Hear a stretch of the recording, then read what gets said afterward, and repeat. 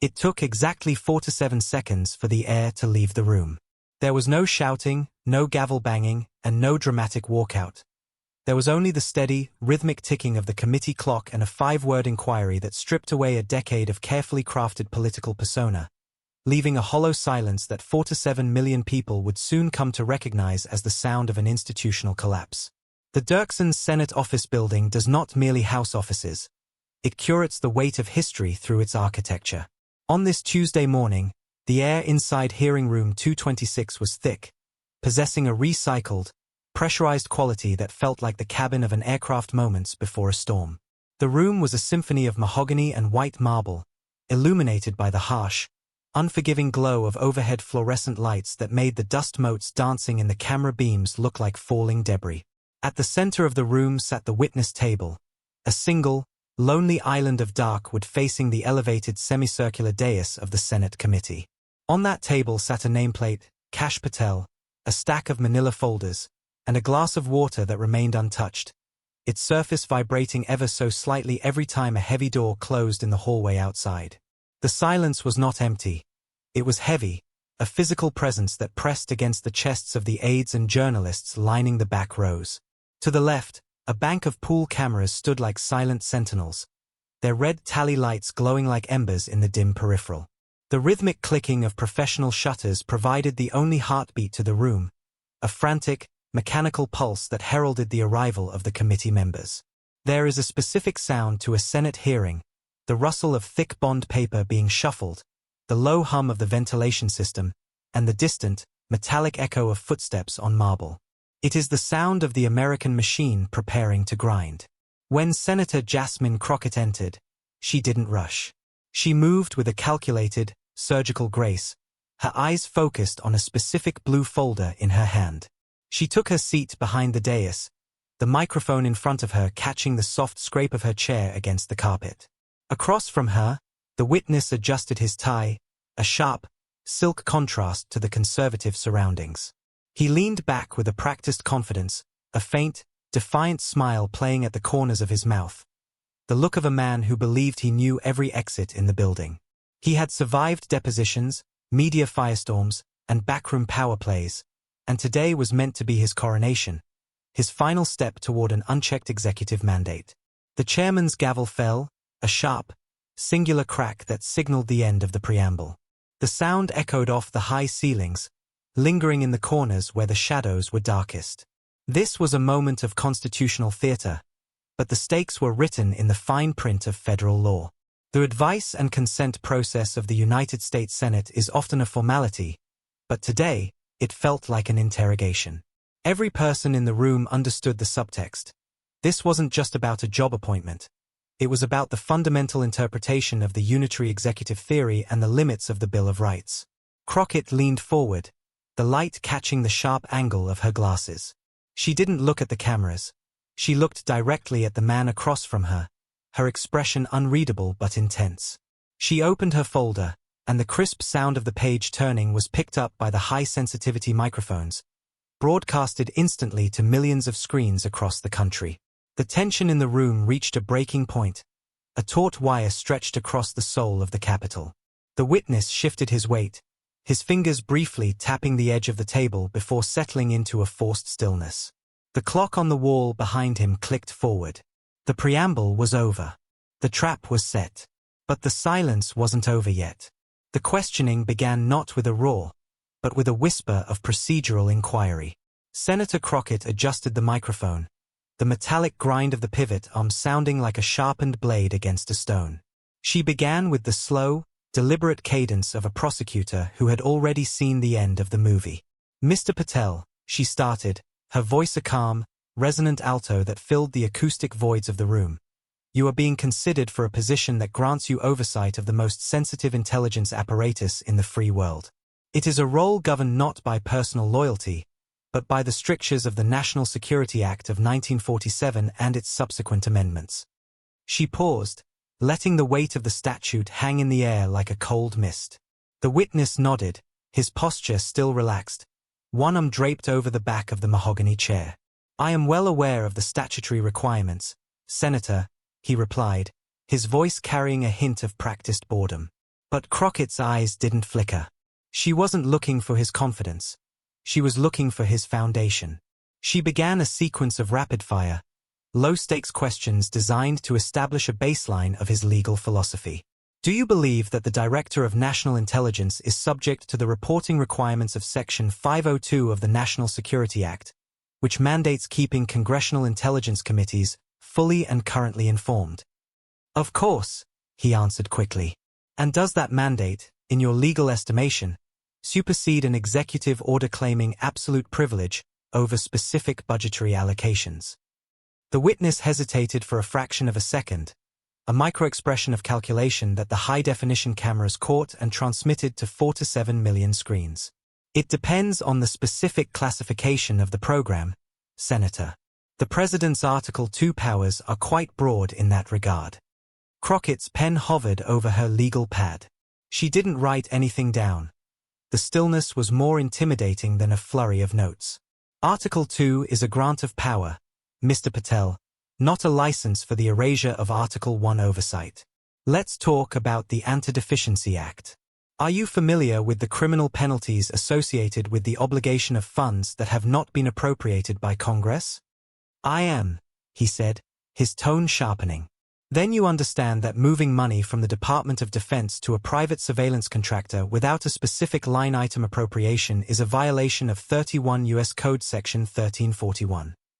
The room felt colder.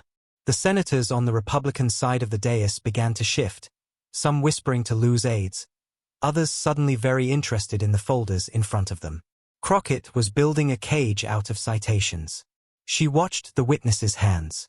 He had moved them from the back of the chair to the table, his fingers laced together so tightly his knuckles were beginning to turn white. Every time he spoke, his eyes darted to the clock, then back to Crockett, trying to find the rhythm of her attack. She moved from the budget to the bureaucracy. In your previous roles, you've spoken extensively about cleaning out the career civil service. Under the Pendleton Act of 1883 and the Civil Service Reform Act of 1978, how do you plan to bypass the legal protections against the politically motivated firing of nonpartisan intelligence analysts? I don't plan to bypass them, he shot back. I plan to hold them accountable to the Commander-in-Chief. Accountability is a legal process, not a personal preference, Crockett replied, her voice dropping an octave, becoming even steadier. I am asking for the legal mechanism. Give me the section of the U.S. Code that allows for the mass termination of career GS-15 analysts based on a loyalty assessment. The witness opened his mouth, then closed it. He looked at his legal counsel, who whispered something inaudible. The silence began to stretch, no longer the silence of anticipation, but the silence of a man realizing the floor beneath him was thinner than he thought. But the silence wasn't over yet. The atmosphere in room 226 shifted from academic inquiry to a forensic examination. Senator Crockett reached into her blue folder and pulled out a single sheet of paper. The edges crisp and the text redacted in heavy, black bars, except for one centered paragraph. The sound of the paper sliding across the mahogany dais echoed like a footstep in a cathedral. Mr. Patel, I'd like to direct your attention to an internal memorandum dated October 14th. Circulated within the transition team. It discusses the use of FISA Section 702 data for domestic vetting purposes. The witness's composure, which had been a mask of stoic defiance, developed its first visible crack. His eyes scanned the document, not with curiosity, but with the frantic recognition of a ghost from his past. Crockett didn't wait for him to finish reading. Specifically, she continued, the memo suggests that the database, intended for foreign intelligence, could be queried using the names of American journalists and political rivals to ensure they don't interfere with executive priorities. Who authorized the drafting of this legal theory? I would have to review the full context of that document, Senator. He stammered, his voice losing its bored resonance and taking on a thin, reedy quality. Memos are drafted by staff all the time. They don't represent final policy. This isn't about policy, it's about the Fourth Amendment, Crockett countered, her voice cutting through his deflection. Section 702 is a tool for tracking foreign adversaries, not a digital dragnet for the president's critics. Under the Foreign Intelligence Surveillance Act, Such a query requires a specific, documented national security predicate. What was the predicate for targeting a member of the Free Press? The witness reached for his glass of water, his hand trembling just enough for the ice to clink against the side. A sharp, crystalline sound that the microphones amplified. He took a sip, but his throat remained dry. The predicate is the protection of the state against subversion, he managed to say, leaning on a vague, authoritarian logic. The state is not a person, Mr. Patel. The state is a set of laws, Crockett replied. She leaned back, the shadows of the dais contouring her face into a mask of judicial gravity. Let's look at the Appropriations Act of last year. There is a specific rider that prohibits the use of any federal funds for the surveillance of U.S. persons without a warrant. If you utilized 702 data in this manner, you didn't just violate a memo, you committed a felony under 18 U.S. Code Section 2236. The silence that followed was different now. It was no longer the heavy silence of the building. It was the suffocating silence of a legal vacuum. The media gallery was a blur of movement as journalists scrambled to tweet the citation. Across the room, a high-ranking DOJ official, seated in the front row, leaned over and whispered urgently into the ear of the minority leader. The revelation of the memo had turned a routine confirmation into a potential criminal referral. Crockett watched him struggle. She wasn't just questioning him. She was deconstructing him. She looked at his hands again. They were no longer laced together. He was now gripping the edges of the table, his knuckles white, his chest rising and falling in shallow, jagged breaths. The smart USA veneer was peeling away, revealing a man who had confused power with impunity. The legal stakes were no longer abstract. They were inscribed in the black ink of the document sitting between them. You speak of the Fifth Amendment often in your public appearances, Mr. Patel, Crockett said, her voice dropping to a dangerous, soft level. Do you believe the Due Process Clause applies to those you've labeled as enemies of the people? The witness didn't answer. He stared at the redacted paragraph as if he could make it disappear by the sheer force of his will. He was looking for an exit, a loophole, a distraction. But the room had become a closed system. But the silence wasn't over yet. The clock on the mahogany wall behind the witness hit 11:14 a.m. The temperature in the room seemed to plummet as Senator Crockett closed her folder and removed her glasses, placing them on the dais with a deliberate, echoing click. This was the precipice. 4 to 7 million people were now watching the live feed, the analytics spiking as the clip began to circulate in real time across every major network. The witness, sensing the shift, tried to regain his footing by leaning into the microphone. His face flushed a deep, mottled red. Senator, he began, his voice cracking slightly, I have spent my career defending this nation's secrets. I do not need a lecture on the Constitution from someone who, Mr. Patel, Crockett interrupted, her voice not rising in volume, but increasing in density. It was a cold, iron barrier. I am not lecturing you. I am questioning your basic fitness for the office you seek under the standards of the Appointments Clause. You have spent 20 minutes dodging statutory reality. So, let us simplify. I have 5 words for you. She leaned forward, her eyes locking onto his with the precision of a laser. The room went absolutely still. The camera operators held their breath. The only sound was the faint whir of the cooling fans in the broadcast rack. What is the Supremacy Clause? The question was so elementary, so foundational to American law, that it felt like a physical blow. It was the legal equivalent of asking a surgeon to locate the heart. For a man who had claimed he would restructure the American legal system, it was the ultimate litmus test. The witness opened his mouth to speak, but no sound came out. 1 second passed. 2. At 5 seconds, he looked down at his notes, his hands shaking so violently that the papers rattled against the table like dry leaves. At 10 seconds, he looked toward his legal counsel, but the lawyer had pulled back, distancing himself from the impending wreckage. At 20 seconds, a bead of sweat rolled down the witness's temple, carving a path through his makeup. The silence stretched into an eternity. It was a visceral, public disintegration. Crockett didn't break it. She sat perfectly still, a statue of judicial patience. She was giving him the rope. By 30 seconds, The Smart USA commentators who had been live-streaming the event fell silent. There was no spin for this. Mr. Patel, Crockett said at the 40-second mark, her voice cutting through the vacuum. The Supremacy Clause, Article 6, Clause 2, establishes that the Constitution and federal laws take precedence over state laws and, crucially, executive whims. Your inability to articulate the very bedrock of our hierarchy of power isn't just a lapse in memory. It is a fatal legal ignorance. She paused for the final 7 seconds, letting the weight of his silence confirm her indictment. You cannot defend a constitution you do not understand. You are not a reformer. You are a vacuum where a public servant should be. This hearing is no longer about your appointment. It is about the due process clause you are currently violating by attempting to seize power without the intellectual or legal standing to wield it. The witness stared at her, his mouth slightly agape, his eyes glazed. The confidence was gone. The defiance was gone. There was only the hollow shell of a man who had been exposed by 5 simple words. But the silence wasn't over yet. The fracture didn't just stay in room 226. It rippled outward, traveling through fiber-optic cables and satellite uplinks at the speed of light. Within minutes, the 4 to 7 second void of silence became the most watched piece of political media in history. On every major network, the usual pundits were uncharacteristically hushed, replaced by constitutional scholars and legal experts who spoke with a tone of grim finality. On one channel, a former Solicitor General adjusted his headset, his face pale under the studio lights.